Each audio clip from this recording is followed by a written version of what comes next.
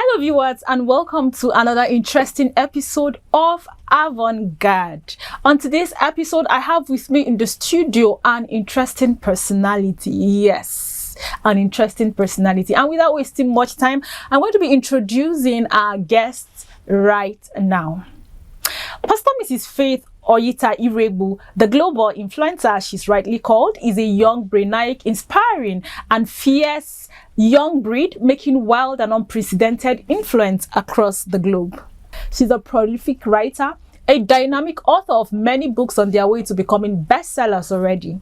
She's an entrepreneur and big business owner. She's crowned the CEO of the global brand OYITA Faith Shoes and Bag Collections and a training institute where she has trained almost 400 people in shoes, bags, and aiding them through the path of early financial freedom. She also has other brands and streams of income to her credit. She graduated with a second-class upper degree in English and Literary Studies from the prestigious Benue State University and also on her way to bagging a master's degree. She's married to OYITA IROEGBU.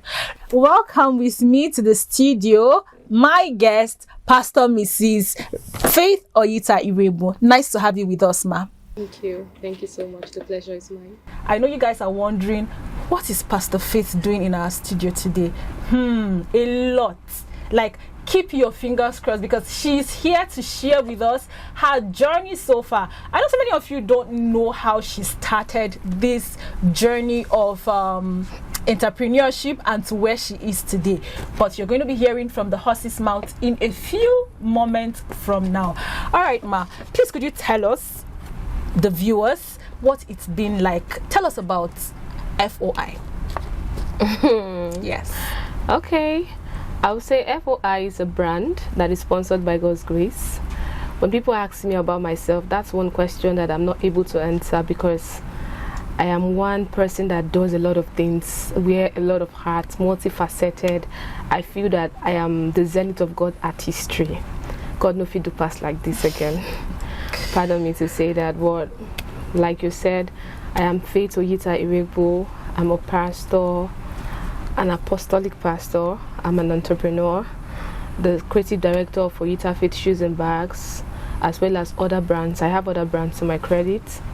I'm also the lead coach of Success Therapy International. It's a leadership and a business academy, and the president and founder of Mentorship with FOI, where we have close to 1,000 people from different parts of the world. I do a lot of things. I'm also the founder of OYITA Faith Foundation, where we give scholarship to pupils from low-income homes that can't afford schooling, and you know how intricate and important education is. And we make it a point of contact to visit schools yearly with writing materials like sandals from OYITA Faith Shoes and Bags, school bags, copies of my books, because I'm also a dynamic and a prolific writer. Wow. I have 2 books to my credit. One is called Discovering the Hidden Secret to Accomplishments, and the other is a business book titled From Contact to Contract. So we go to the secondary schools and harness these young and dynamic destinies early.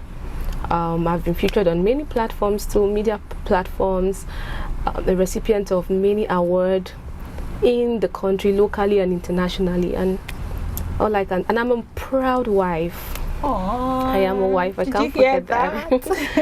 I'm the wife of Pastor OYITA IROEGBU, and I'm the mother of my cute son Joshua.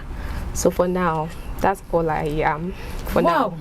Such a very long portfolio. Okay, so for me, away from the global influencing, being a global influencer that you started quite as should I use the word a shoemaker?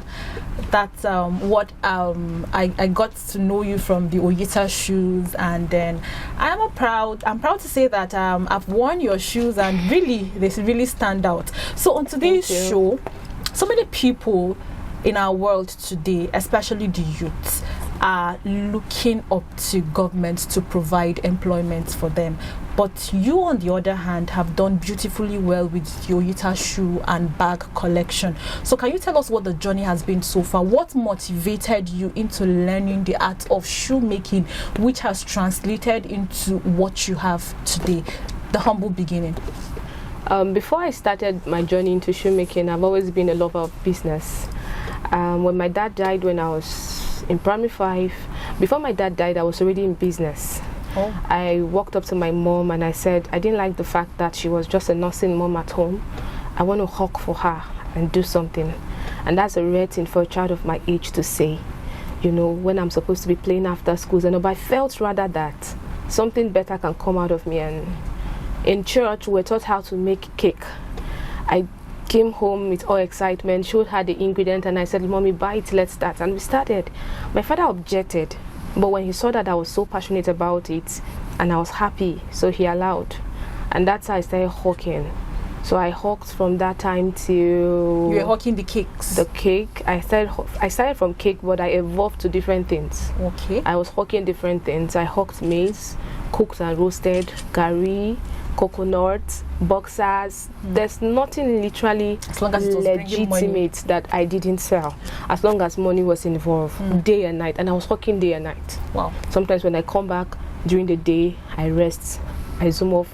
I would just stay by the roadside close to our house, and it's either I'm roasting maize, or I'm peeling oranges, or I'm selling egg, or I'm selling fried melon. There's this, it's popular among the houses. Okay. You know, I was always enterprising.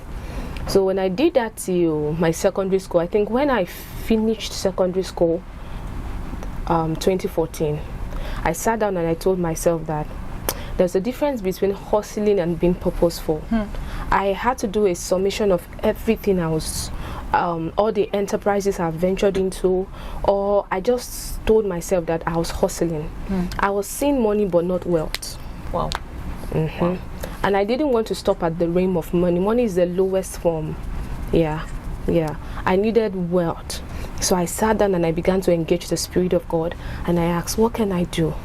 And the Holy Spirit told me, truly, He said, hustling will give you money. Only purpose can give you wealth.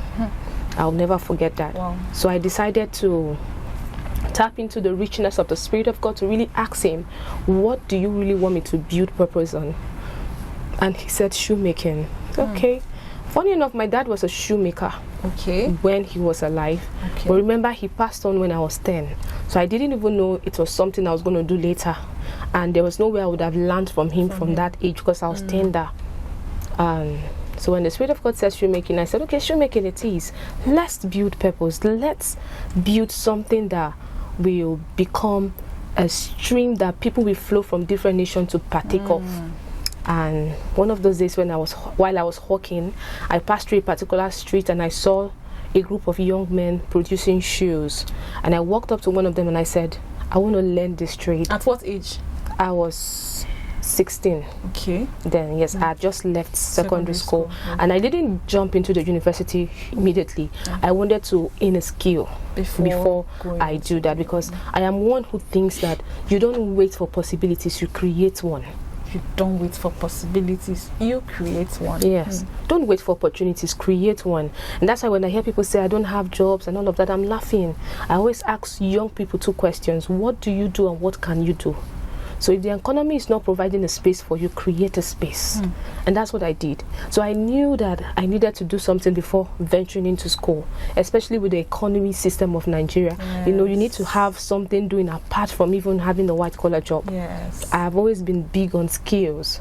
So I told him I wanted to learn shoemaking, and he laughed at me and said, this is a male-dominated trade. You can't succeed here. And I'm like, that's motivation pills to me. Wow. When people say no, N-O, it means next opportunity. Interesting. Another definition to know is next opportunity. So when people say no to you, it's not to decline your interest in a particular thing. Take it as a motivation pill.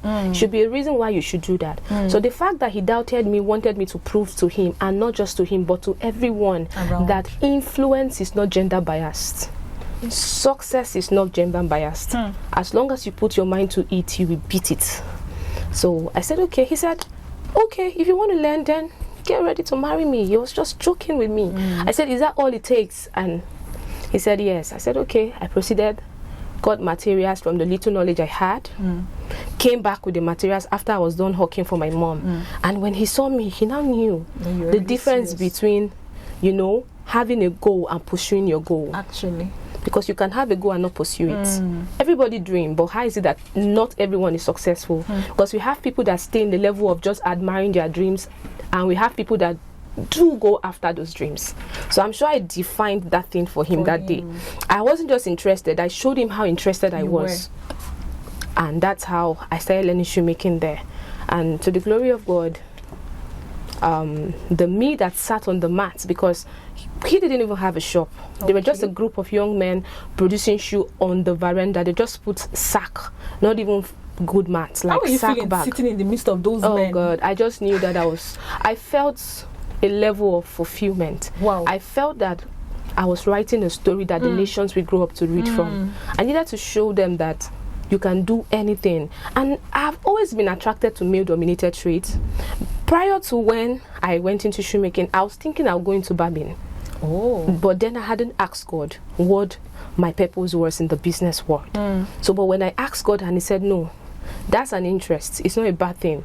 That's a permissive will. But my perfect will for you is shoemaking. So I had to divert. So while I sat down there, you know, people were just, they were looking at me. I became a tourist site. I was going to ask that. People passing around. It was even in an undeveloped area. Okay. You know, a developed place would be like, okay, that wouldn't be so surprised, but it was undeveloped. So I became a tourist site. People were looking at me. And because I started learning shoemaking, other young ladies came to register. Wow. So you became like a motivator? I became like a motivation to them. I became like a pace setter. So the shoemaking that was once a male-dominated trade became comfortable and suitable for all genders. You see. So sometimes when you do something, it's not even about you. It is about people. It's in the platform for others. For other people. So that's how I started my journey into shoemaking, and here we are today. The brand that started some 10 years ago, because remember I started learning in 2015 and we are in 2025. It's now worn around the world. I think the last person ordered from Australia, and I felt fulfilled. Australia buying from Nigeria. Actually, you know, that's the fulfillment. Having what you make. Yes. You see people and I'm actually wearing my brand. Okay. The shoe. The shoe. Alright, we're going to capture that. Yeah. So that you can see what OYITA brand looks like. Okay, interesting story you have there. Okay, so I want to ask again. Amidst the hardship, you lost your dad at the age of 10 and you had other young siblings. So you had your life and you had your mom to help, and then your siblings who were looking after you. What kept you going amidst all this? Purpose. Purpose kept me going. God kept me going. I can't leave God out of my story, not because I'm a pastor. I knew God before I became a pastor. I became an ordained pastor in my second year in school. Okay. But I had a relationship with God even from before I was born. My mom told me what happened during my birth. It was more like either she survives or I survive. And my dad did the transaction. In fact, they gave birth to me. My dad was still praying in the church. They had to go and call him and say, oh God, come back. Your wife has put to bed. Interesting. You know, so even at primary 4, I was already fasting. I think the very first miracle God did with me was to help my teacher, who was barren at that point. He heard our prayers and opened her womb. Wow. And anywhere she sees me today, whoever cares to listen, she's always telling, this is one of the child that prayed for me. Because she would take us to church to pray. That's how much the Holy Spirit has been a part of my life. So one of the things that kept me going was purpose.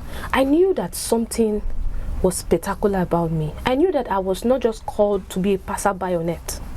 I was called to exist and not to breathe. Because we have many people that are breathing but not existing. Actually, if you have not discovered purpose, I'm sorry to say, with all due respect, you are only breathing. You are not existing. You don't count. So I just knew that there was something about me. I knew that God was writing an interesting story with my life, and I was not about to bore him. I was not about to bore the reader, so I needed to cooperate. So I had missed the hardship and all of those things. I just knew that I was going somewhere. And another thing that stood out for me was a transformed mind. I had a transformed mind, and that's why I told myself from an early stage that I am not a product of my circumstances. I am a product of my decisions. I decide to succeed My background is too cheap to put my back on the ground. Wow. Yes. Wow. My father was not rich, but that's the more reason why I should be rich. Someone has to break that bridge. I told my mom that I started hawking in this family, and hawking ends with me, and I ended it. After learning, when did you know that you're going to use this to make ends meet? Like selling, your first customer, what was it like? The first shoe you sold, what fulfillment did you have when you knew that I could actually make money out of this skill that I've learned? I knew I was going to make money out of it before I started. Yeah, I already forecasted. See, I had foresight, I had insight, and I had hindsight. I had a tree at play in my life. I am one who goes into something specifically for a reason. I don't just do because people are doing. Because I saw that there was this trend then that when people finish their secondary school, they're either going to learn computer or not because they really want to, but because they are other like people. It's trending, it's a trend, and it's something that is in vogue for them. Thank you. Mine was not a trend. As much as I wanted to build purpose, I needed that money to save for my school. Remember, I had to stay 1 year at home. I didn't write jam with my friends, my classmates. I stayed 1 year so I could save. So I just knew that as if I put my mind into shoemaking, I will make good shoes and make money. And the very first week I started training, I started selling already. Wow. Yes. I didn't sit down and wait for a particular period of time before. No, as my boss was doing, I was doing. So yes, you were learning. I was learning and selling at the same time. That's one of the things that made mine different. So who were your customers, your friends? My Okpa customers were my shoe customers. Okay, the people used to hawk Okpa too. Yes, this how it happened. I'll carry Okpa on my head, and we usually carry a paint rubber bucket, this paint rubber, because we don't put the Okpa down on the ground. We put the Okpa on top of the bucket. Okay, to sell. Okay. So if you look inside that bucket, everything I sell is inside. I was selling shoes. I was selling perfumes. Wow. Room fresheners, Dettol, all of those things. I was a hustler. So you carried everything along. Everything inside. My boxers were inside those buckets, because if you don't buy shoes, you buy Okpa. If you don't buy Okpa, you buy boxers. So like you just have to buy something. There was option for everybody, so you have to pick something. You just have to pick something. Wow. So as you're buying the Okpa, I'm already marketing myself to you. Oh, I make shoes. And when I tell people I see how happy they are. Yes, like coming from a female, yes. a young one at that. I said, I make shoes. This is the price. And some of them bought at that point just to encourage me. Some bought because they were really happy that you were. And it really triggered me. It made me to even, in fact, my boss was surprised that how is it that you that just came in now, you are making this much shoes, and I started even diversifying. I was bringing designs that were alien to them. I had to prepare for the market, because if you want a king patronage, you must produce for kings. I had to diversify. I just helped them to see that beyond the regular kind of production they were doing, they could do more, and that was it for me. Wow. Yeah. If you want kings to wear your shoes, you have to produce for kings. Yeah. What Avant-Garde is all about is to tell people out there that you necessarily don't have to wait for white-collar jobs. You necessarily don't have to wait for government to provide job for you. It is about looking around you. It's about discovering purpose and running with it, just like you said. You were able to go back to God and discover that this is what He wants you to do, or this is the area He wants you to function in, and then you run with it. And by the special grace of God, you are where you are and who you are today. How has the economy impacted your business? Now, talking about light, of course, I know there is the use of light in production. There is hike in material. There have been things rising with inflation, price of fuel, transportation. How has all this thing impacted your business? Okay, well, not really bad, I would say, because one of the things I said to myself was, people are succeeding. Nigeria economy is bad. People are buying houses. People are building. People are doing a lot. So it's just for you to take advantage of a lot of things. When things are not working, work them out. Yes. Okay. So when it came to lightning, of course, we know Nigeria that we are inconsistency. So what do? Of course, have a generator that can support you.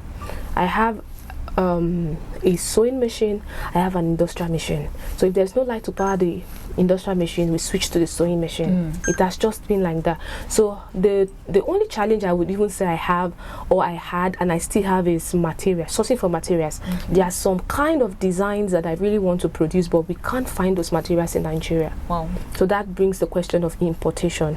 And remember, we're trying to grow the GDP of the country. We're trying to, you know, patronize ourselves in the country too. You know, in fact, I had an opportunity to partner with someone in China and have them produce for my brand.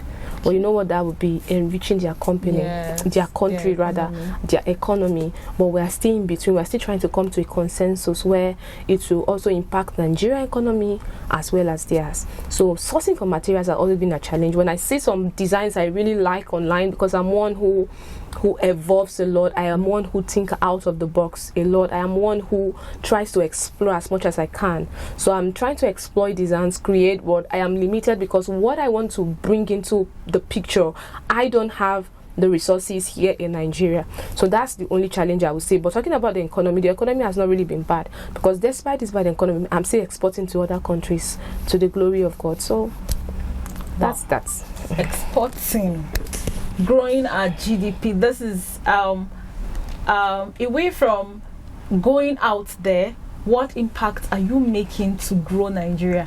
What's your workforce like? Can you tell us your workforce? My workforce in Makurdi is amazing.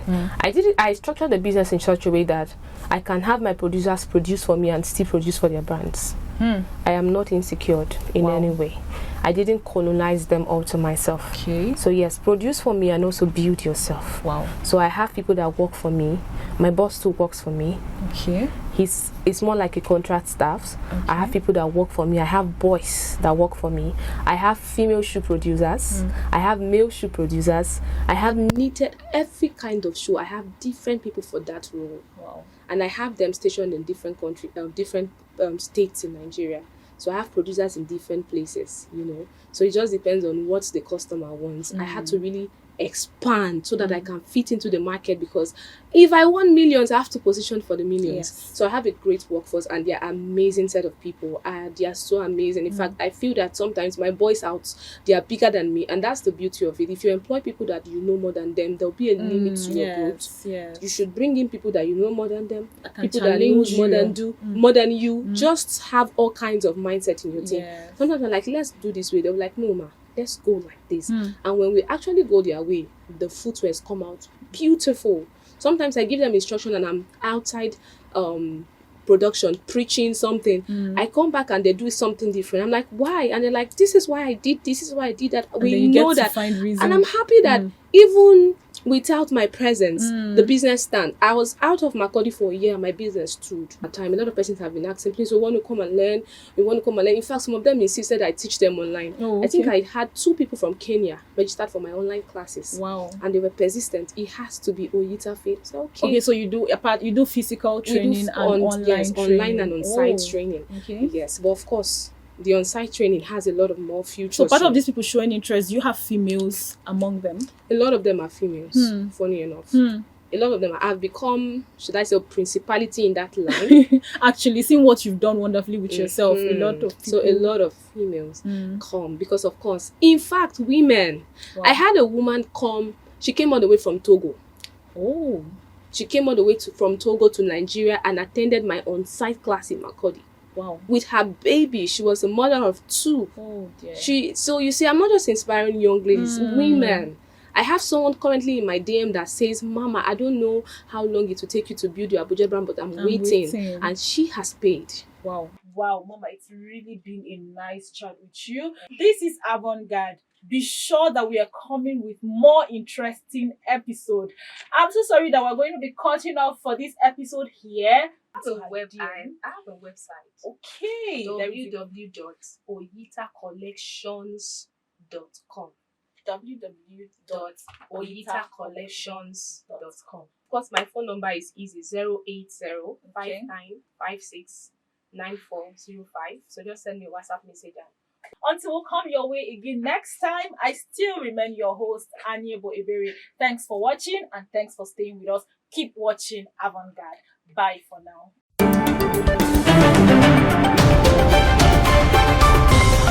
Audio Jungle.